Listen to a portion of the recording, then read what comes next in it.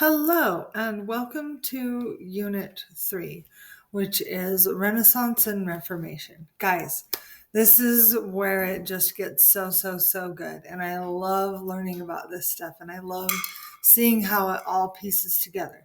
So, you remember that last unit we ended with China.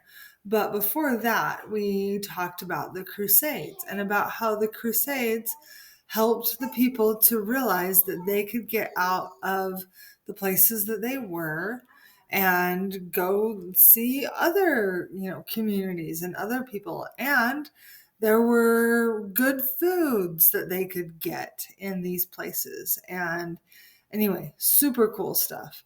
Okay, um, so then that kind of brought around the idea of the Renaissance and of, becoming aware of our bodies and becoming aware of the things around us and the things that we could do and, science and stuff like that. Okay.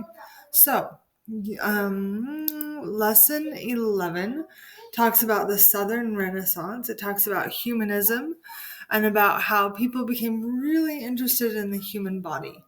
And so then we had artists like Leonardo da Vinci, who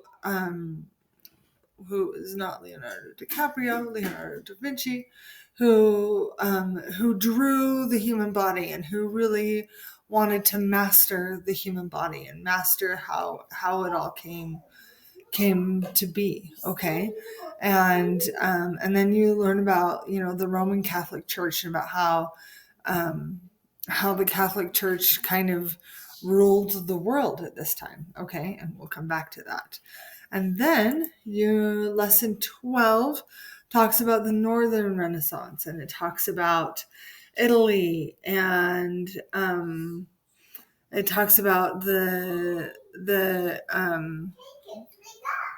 things that they did in Italy. And this picture is not very happy because this is the Inquisition, okay, which wasn't a great thing that happened because of the Renaissance, but it was there. Okay, lesson 13 is where a lot of things happen. And lesson 13 talks about the Protestant Revolution. And a lot of this happened. I'm going to go forward in the lesson, but I promise that it all makes sense, okay? Lesson 15 talks about the invention of the printing press. And because the printing press was invented, people could learn first of all, they had to learn how to read. Martin Luther was actually a monk, and so he did know how to read. And he was able to read the Bible, okay? And he realized that there were some things in the Bible that the Catholic Church didn't do. And so he nailed 95 theses to the door of the Catholic Church. That is how we talk about it. And inadvertently started the Protestant Reformation. Okay. He wasn't really thinking that was what was going to happen, but it was, because the Catholic Church said, well, this isn't good, and you obviously are not going to be a monk anymore. Okay. So what I want you to do is, with lesson 13, you're going to do a discussion, and you're going to explore the 95 theses. They are right here. And you are going to, dang it. You're gonna explore them and see what all they said. And I also have a copy of them written down as well on the discussion post. Okay. So on the discussion guide, I want you to fill out for 5 of them, what they mean to you, and tell me what, maybe like what they really said and then what they mean to you. And then highlight any words that are unfamiliar. questions that you see that are most applicable to you, and then tell me why. Tell me your favorite of the theses and what impact you think that it had on the Protestant Reformation. And then in 2 to 3 sentences, dive into another favorite. And what impact do you think it had on the Protestant Reformation? Okay. And then you're going to put those together and put them in the discussion post. Okay. Now, and you want to keep this all fresh in your mind, because you are going to do the Unit 3 project, which is about Martin Luther and the Protestant Reformation. So there are 3 parts to this project. Part 1 is that you are going to advertise Martin Luther's thesis.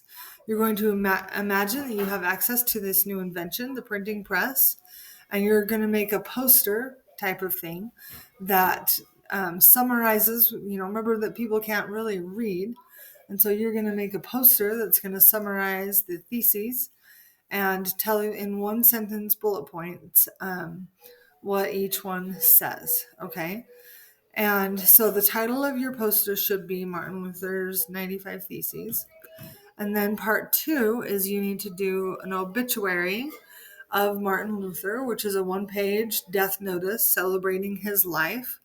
You need to include a headline about his death, and a small photo of him, his date, place of birth, place of death, date and place of death as well. His early career as a monk and what led to his fight against the Catholic Church, how he started the Protestant Reformation in Europe, and his legacy. Okay. And I want you to do some outside research on this too, and I've got some sources listed. Part 3 is going to be a eulogy of someone else involved in the religious Reformation. So you're going to include the date and place of birth and death, early career leading to their Reformation, what religious Reformation was done by this person, their legacy, and then talk about this person's belief in the afterlife, and so then where they're going to be after they die, according to their teachings, okay? So if this were my assignment, I would start by searching for religious reformers that lived after Martin Luther and do some research to find out about their lives using the sources listed. I would imagine that I were giving the eulogy at the funeral of this person, okay? So you want to tell stories about them. You want to tell things about them that make them seem really alive, okay? There's an article in World Book Student that gives a good synopsis of the life of Martin Luther. And then look at World Book Student to find other reformers as well. And this is a great article from the Library of Congress on Martin Luther. Here's some stuff from their website. And in case you misplaced it, here are the 95 Theses again. You will be graded on a summary of the theses, the format of the theses, the obituary of Martin Luther, the eulogy of the religious reformer, and works cited in MLA format. You need to have at least 3 works cited. Now, if you use World Book Student, here, we'll see if we can get to this article. We should be able to. So if you get to this article and see, it goes through a lot, and it talks about, about the life of Martin Luther. Now, in order to cite this article, here is the format right here. Okay, so you just need to copy it right here because we're going for MLA, and copy it and paste it in your project. Okay, so that is pretty easy. All right. Okay, so let's go back here. So we talked about Martin Luther.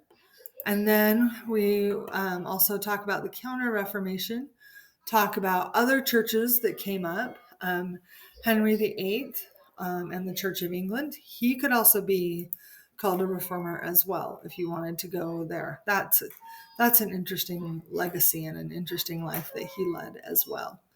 And then it talks about the printing press and political Protestantism and how the Catholic Church did after all of this happened. Okay, because remember they had a pretty big stronghold on everything, and then there was a Protestant Reformation, and suddenly there were other religions besides Catholicism that you could believe in. Okay, so if you have, I remember when I graduated from high school in the year 2000, and I remember that there was an article about the most influential um, inventions that had ever happened in the history of ever in the year 2000, with the new century. And it was decided that the most important invention was the printing press, and that is because it helped people to become literate, and it helped people to be able to think, and to be able to see outside of just the chickens and ducks that they were taking care of, right? So anyway, the printing press is something that I get really excited about, and I know I'm a total dork. So anyway, please let me know if you have any questions. I'd rather talk to you than just have you feel like you're in the dark trying to figure this all out. Okay, please let me know if you have any questions, and I will talk to you later. Thanks so much. Bye.